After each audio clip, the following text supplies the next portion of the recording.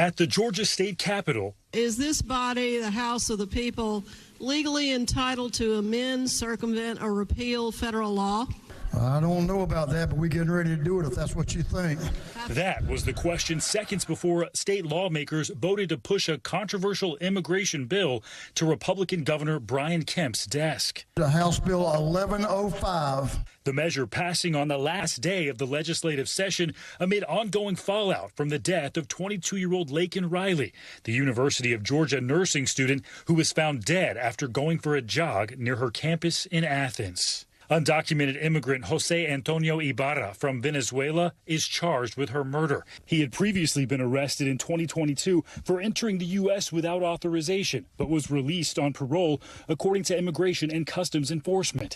He's currently being held without bond. House Bill 1105 would require local law enforcement agencies to check the immigration status of people in their custody and cooperate with federal immigration authorities, with added penalties of losing state or federal funding for failing to comply. This bill simply ensures that when individuals have committed crimes in Georgia, when we determine they are illegally in this country, that we fully work with federal immigration authorities. The bill getting pushback on the floor right before the vote. A lot of concerns have been raised by law enforcement that this bill will undermine their ability to keep their communities safe by requiring them to essentially act as if they were immigration law enforcement officers. Immigration advocates say the bill would make some communities less willing to report crime and work with local law enforcement. What was a personal tragedy for a family, I wish I could have been there to protect her, is now a political flashpoint. My vision for every senator in this chamber is that you protect citizens from this illegal invasion. Riley's father even visiting the state Senate earlier this month, asking them to pass the bill.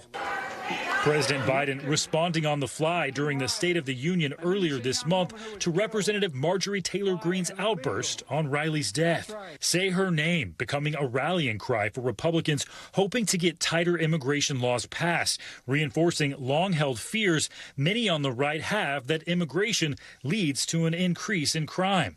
Fears that might not hold up to the data. Studies show no meaningful impact on homicide or robbery rates associated with sanctuary city policies.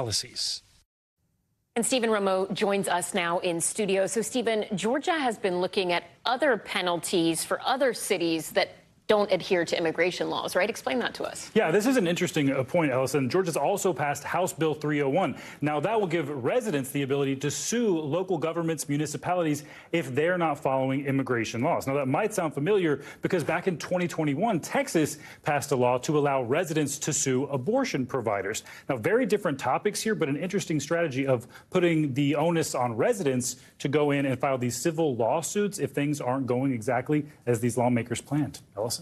Stephen Romo, thank you. Thanks for watching. Stay updated about breaking news and top stories on the NBC News app or follow us on social media.